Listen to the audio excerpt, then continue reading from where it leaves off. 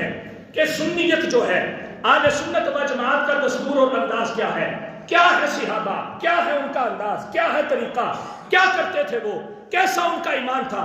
آج اگر دیکھنا ہو کہ اس ایمان کی علامت کیا ہے، اس ایمان کی نشانی کیا ہے، یہ میرے سامنے بخاری شریف ہے۔ اس کو جناب یہی حوالے لوگ پیش کیا کرتے ہیں، ہمیں بتاؤ تو بخاری سے بتاؤ، لیکن بڑے مزے کی بات یہ ہے کہ بخاری کی جو روایت سنیوں کے گلے کا خنجر بن جائے وہ ان کے لیے بخاری ہے، اور جو روایت ان کا گلا کاٹ دے وہ ان کے لیے کوئی روایت نہیں ہے۔ اور میں یہ دعوے سے کہتا ہوں، یہ مارکیٹ کے اندر جتنے بھی دکانوں کے اوپر بیٹھ کر انتشار پھیلانے والے لوگ ہیں، مجھے امام بخاری کی لکھی گئی اس بخاری کا ٹھیک سے نام بتا دیں کہ پورا نام کیا ہے، کسی کو بھی نہیں آئے گا۔ یہ ہم نے تو دیکھا صرف صحیح بخاری یا البخاری، یہ پورا ایک لائن کا نام ہے، اور کیا الصحیح المسند المختصر من امور رسول اللہ صلی اللہ علیہ وسلم وسننہ وایامہ، امام بخاری کی کتاب کا یہ پورا نام ہے۔ جو آج کے بعد جو بخاری کا حوالہ مانگے اس کو بولو کہ بخاری کا پہلے نام بتاؤ پورا کیا ہے، پھر سن لے، الصحیح الجامع المسند المختصر من امور رسول اللہ صلی اللہ علیہ وسلم وسننہ وایامہ، یعنی کہ بخاری وہ کتاب ہے جس کے اندر صحیح کر کے، جامع کر کے، مستند کر کے، مختصر کر کے میرے مصطفیٰ کی باتوں کو، میرے مصطفیٰ کی زندگی کو، میرے مصطفیٰ کے دن کو، میرے مصطفیٰ کی رات کو، ہر چیز کو تعبیر کر کے تسبیح کے دانوں کی طرح جس شخص نے پرو دیا ہے اس کو امام بخاری کہتے ہیں، اور اس کتاب کو صحیح بخاری کہا جاتا ہے۔ یہ وہ بخاری ہے، اس کا یہ باب ہے، باب الخطبۃ ایام منا، آخری حج میرے مصطفیٰ کریم علیہ السلام کا، اور فرضی حج میرے مصطفیٰ نے زندگی میں ایک ہی کیا ہے۔ ویسے حضور نے نفلی اور فرضی ملا کے 3 حج کیے ہیں، جب حج فرض ہوا تو حضور نے ایک حج کیا، یہ وہ حج ہے جس میں حضور نے منا کے میدان کے اندر خطبہ دیا۔ کیا خطبہ ہے سنیے گا اور ایمان کو تازہ کیجئے گا کہ صحابہ حضور کو کیا سمجھتے تھے، کیا طریقہ کار تھا ان کا حضور کے سامنے۔ اس روایت کو بیان کیا ہے حضرت ابی بکرہ رضی اللہ تعالیٰ عنہ، بخاری شریف باب الخطبۃ ایام منا، کتاب الحج، اور حدیث نمبر 1627۔ یہ جو میرے پاس نسخہ ہے اس کی 1627 نمبر حدیث سے بات، نمبر بھی سن لینا، بڑا لوگوں کو مسئلہ ہوتا ہے کہ وہ حدیث کا نمبر بھی بتاتے ہیں۔ کیا فرماتے ہیں حضرت ابی بکرہ کہتے ہیں خطبنا النبی صلی اللہ علیہ وسلم یوم النحر، یوم نحر تھا، یعنی کہ 10 ذی الحج۔ نحر کہتے ہیں خون کے بہانے کو، جیسے ہم قربانی کرتے ہیں نا اور اس کے جانور کے گلے کے اوپر چھری چلاتے ہیں تو اس کو کہا جاتا ہے نحر کرنا، قربانی کرنا، خون بہانا، اور جس دن کے اندر یہ کام کیا جاتا ہے اس کو یوم النحر کہا جاتا ہے، وہ یوم النحر ہے۔ فرماتے ہیں حضور علیہ السلام نے ہمیں خطاب کیا، حضور تقریر فرما رہے ہیں، اپنے منبر پہ کھڑے ہیں، اور ہم حضور کے مواعظ حسنہ کو سن رہے ہیں، اپنے قلوب و اذہان کو منور کروا رہے ہیں، دلوں کی بنجر زمین کے اوپر رب کی خاص رحمتیں اتر رہی ہیں، مصطفیٰ کا خطاب ہو رہا ہے، حضور گفتگو فرما رہے ہیں۔ کہتے ہیں آقا کریم علیہ السلام نے پوچھا، قال، حضور نے پوچھا اتدرون ای یوم ھذا، کیا جانتے ہو کہ یہ آج کا دن کون سا ہے؟ اس کو دوسرے لفظوں میں لے لیں، آج کیڑا دن ہے، آج دن کیا ہے؟ تو میں نے آپ کو پہلے بتایا کون سا دن تھا، کون سا دن تھا؟ یوم نحر۔ کون سا دن تھا؟ سارے بولے کون سا دن تھا؟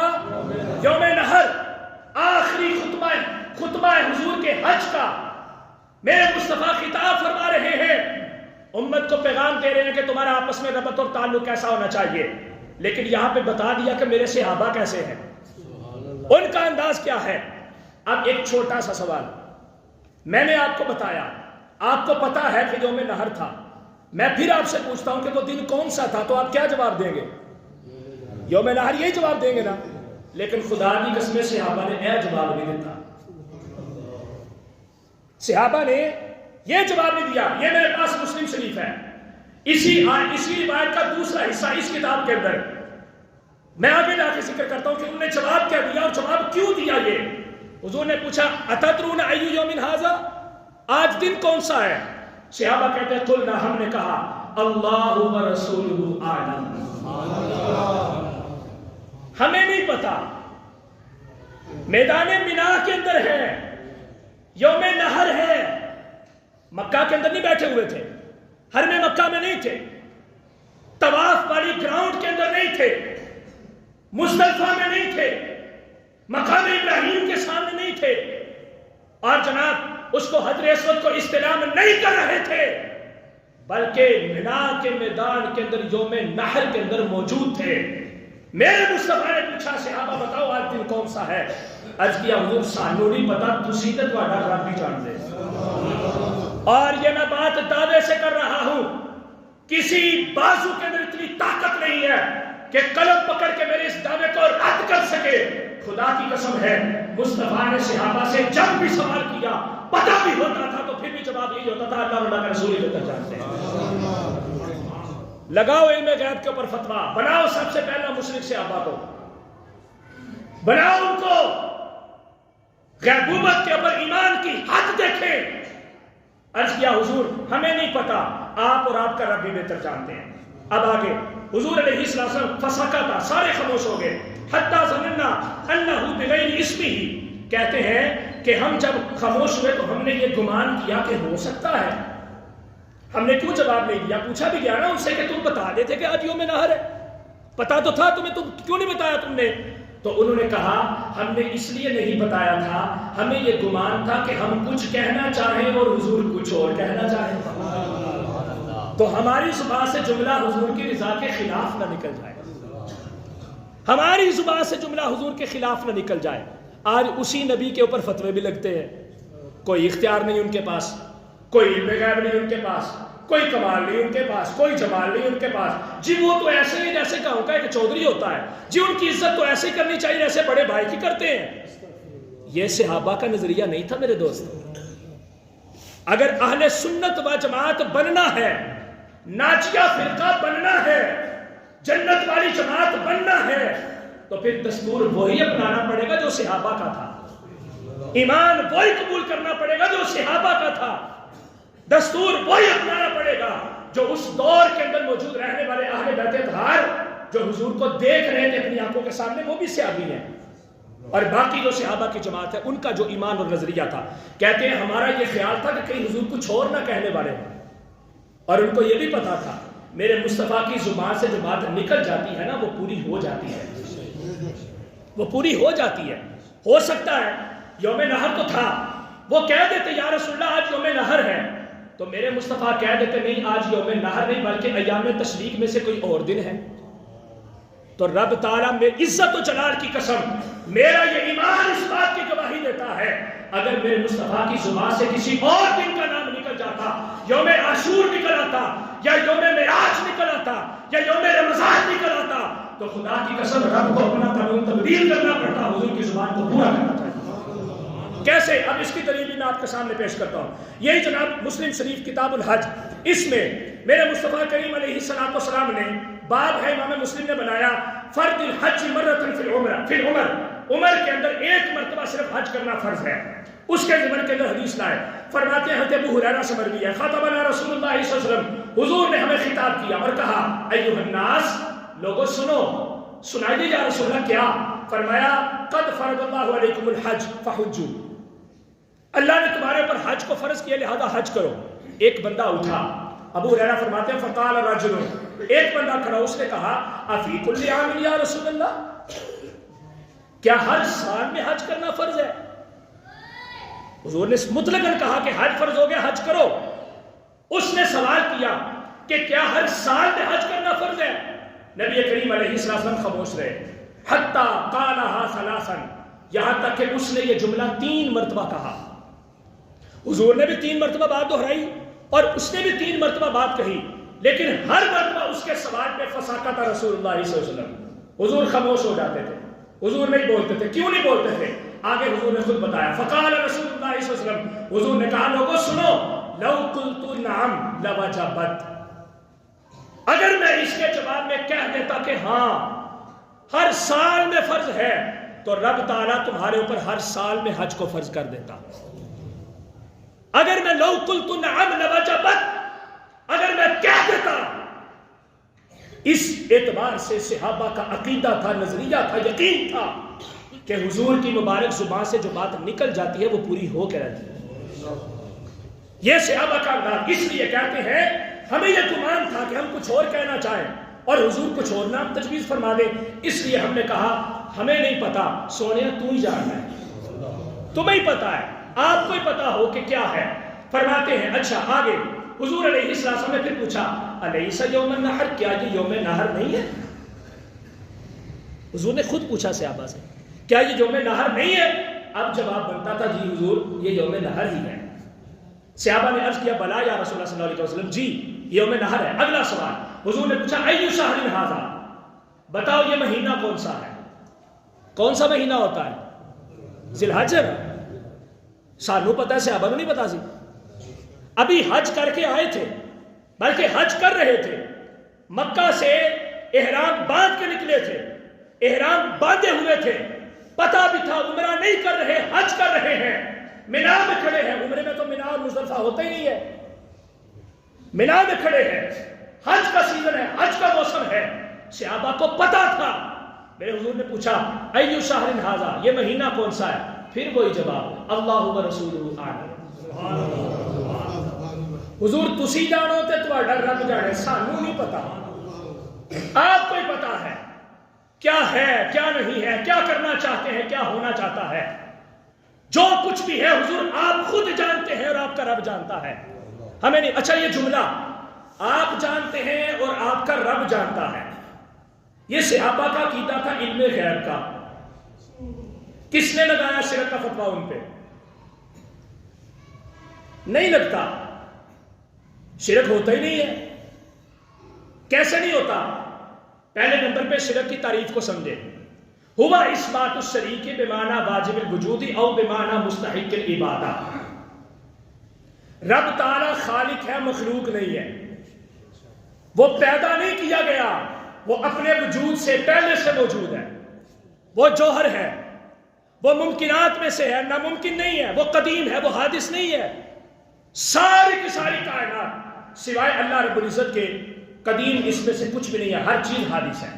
قدیم اور حادث کا مطلب یہ ہے، قدیم کا مطلب کہ جو پہلے بھی تھا، اب بھی ہے، بعد میں بھی رہے گا. اور حادث جو ہے پہلے نہیں تھا، اب ہے، پھر نہیں ہوگا. یہ کائنات کچھ بھی نہیں تھی، رب نے بنائی تو پیدا ہوئی، پھر قیامت آئے گی، ہر چیز ختم ہو جائے گی. کل من علیہا فان، لیکن وَيَبْقَى وَجْهُ رَبِّكَ ذُو الْجَلَالِ وَالْإِكْرَامِ. رب پہلے تھا، اب بھی ہے، پھر بھی ہوگا. یہ رب ہے. اسی طرح رب کا علم پہلے بھی تھا، اب بھی ہے، بعد میں بھی ہوگا. اور اس کا علم جب اس کو بنایا کسی نے نہیں ہے تو اس کو علم کس نے دیا؟ تو مصطفیٰ کو کس نے بنایا؟ اللہ نے بنایا. تو مصطفیٰ کو علم کس نے دیا؟ رب چاہے جو مرضی دے دے. وَعَلَّمَ آدَمَ الْأَسْمَاءَ كُلَّهَا، ہم نے آدم کو ہر چیز کا علم دے دیا. اگر آدم کو سب کچھ مل سکتا ہے تو آدم کے بیٹے سید البشر کو کیوں نہیں مل سکتا؟ تو صحابہ کہتے ہیں ہمارا یہ عقیدہ اور نظریہ ہے، ہم چاہے جتنا مرضی علم رکھنے والے ہوں، جو کچھ مرضی ہو جائے، ہمارے علم کا کمال مصطفیٰ کے علم کے جمال سے خیرات لیتا ہے. انہوں نے کہا اللہ و رسول عالم، ہمیں نہیں پتا کہ یہ مہینہ کون سا ہے. پھر وہی گمان، ہو سکتا ہے ہم یوم الحج کہیں یا شہر حج کہیں تو حضور اس کو محرم بنا دے، حضور اس کو ربیع الاول بنا دے. یہی گمان آیا. حضور علیہ السلام نے پوچھا الیس شہر الحج، کیا یہ حج کا مہینہ نہیں ہے؟ عرض کیا بلا یا رسول اللہ، حج کا مہینہ نہیں ہے. پھر اگلا سوال رسول کریم علیہ السلام نے پوچھا. آپ دیکھیں کمال کی بات ہے، مزے کی بات ہے. حضور نے فرمایا ایو بلد ھذا، یہ شہر کون سا ہے؟ یہ شہر کون سا ہے؟ عراق میں بیٹھے تھے، وہ ایران میں تھے، یا مسجد اقصی فلسطین میں تھے، مدینہ میں تھے، شام میں تھے، یمن میں تھے؟ نہیں، مینا مکہ میں ہے. مکہ میں تھے. حضور نے پوچھا بتاؤ یہ شہر کون سا ہے؟ پھر وہی جواب اللہ و رسولہ اعلم۔ عجیب سی بات ہے، انہوں اپنے گھر کا بھی نہیں سی پتا، اپنے ملک کا بھی نہیں پتا تھا، اپنے شہر کا بھی نہیں پتا تھا۔ آج کوئی بندہ سوال پوچھ کے دیکھے، اگلا بندہ یہ جواب دے گا یار تو پاگل ہو گیا، تینوں نہیں پتا کیڑا شہر ہے، تیرا دماغ کام نہیں کرتا کون سا مہینہ کون سا دن ہے۔ لیکن صحابہ کا نظریہ حضور کے بارے میں ایسا نہیں تھا، کیونکہ وہ حضور کو گاؤں کا چودھری نہیں سمجھتے تھے، وہ حضور کو بڑا بھائی کی طرح نہیں سمجھتے تھے، بلکہ ان کو پتا تھا یہ پیغمبر خدا ہے، یہ نبی خدا ہے، یہ امام الانبیاء والمرسلین ہیں۔ ان جیسا بڑا بھائی یا گاؤں کا چودھری تو دور کی بات ہے، رب نے تو نبیوں میں کوئی نہیں پیدا کیا، رب نے تو رسولوں میں پیدا کوئی نہیں کیا، تو یہ ہمارے تیرے جیسے کیسے ہو سکتے ہیں؟ تو صحابہ نے پھر کہا اللہ اور اللہ کا رسول ہی جانتا ہے۔ حضور نے پھر پوچھا کہ کیا الیست بالبلدۃ الحرام؟ اچھا یہاں پہ ایک بڑی نا قابل غور بات ہے ان کے لیے جو کہتے ہیں قرآن سے دلیل لاؤ، آؤ یار قرآن سے دلیل لے لیتے ہیں۔ اللہ نے پارہ نمبر 4 میں فرمایا ان اول بیت وضع للناس للذی ببکۃ مبارکا وہدی للعالمین، سب سے پہلا گھر جو زمین پہ بنا وہ کون سا ہے؟ مکہ۔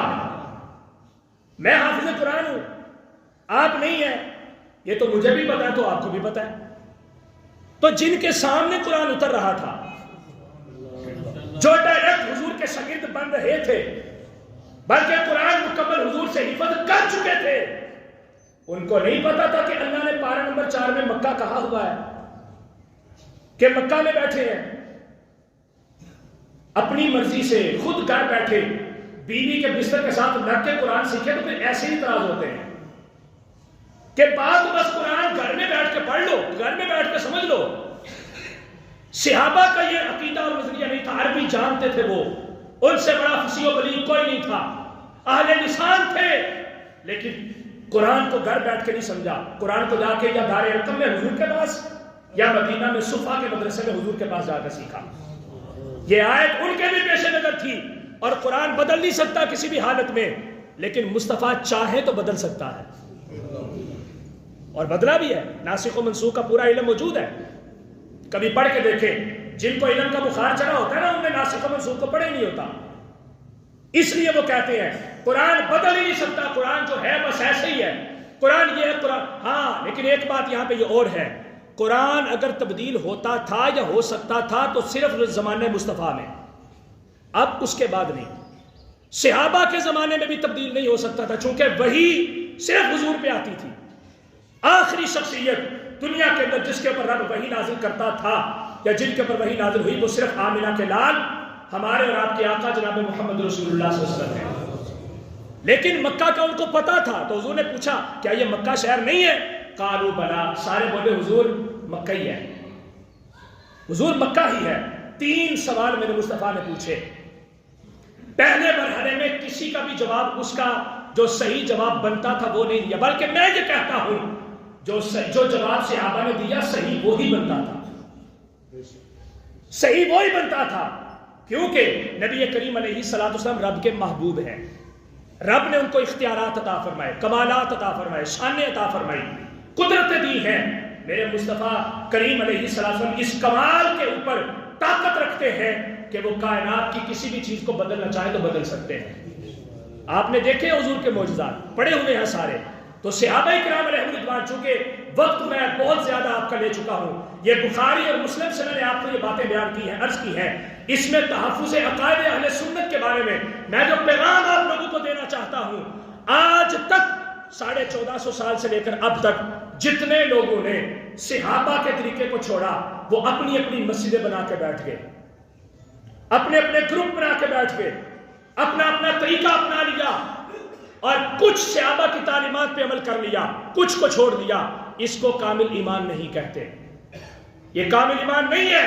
کامل ایمان وہ ہے علیکم بسنتی وسنت الخلفاء الراشدین المہدیین۔ میں یہ پیغام دینا چاہتا ہوں اپنے سارے سننے والوں کو اور امت مسلمہ کے تمام افراد کو کہ لوگوں اگر نجات والی جماعت بننا چاہتے ہو، صحابہ کے دیوانے بننا چاہتے ہو اور ان کے دامن کو پکڑ کے جنت کے اندر اگر داخل ہونا چاہتے ہو تو پھر تمہیں اہل سنت و جماعت کے پلیٹ فارم پہ آنا پڑے گا، کیونکہ یہی وہ جماعت، وہ گروپ اور وہ عقیدہ رکھنے والے لوگ ہیں کہ جس کے اندر حضور کی محبت بھی پائی جاتی ہے اور صحابہ کا دستور زندگی اور طریقہ کار بھی پایا جاتا ہے، اور یہی حقیقی ایمان ہے، یہی ایمان کا ثبوت ہے۔ اللہ رب العزت اگر آج تک ہمیں اس کے اوپر اس نے قائم رکھا ہے تو آخری دم تک ہمیں اس کے اوپر قائم رکھے، اور رب تعالیٰ صدیق اکبر سے لے کر آخری صحابی تک جتنے بھی لوگ ہیں، جملہ اہل بیت اطہار جو اس دور کے صف صحابیت سے ہمکنار ہوئے اور درجہ صحابیت کے اوپر فائز ہوئے، رب تعالیٰ ان کی زندگی کے اوپر عمل کرنے کی توفیق عطا فرمائے، ان کی غلام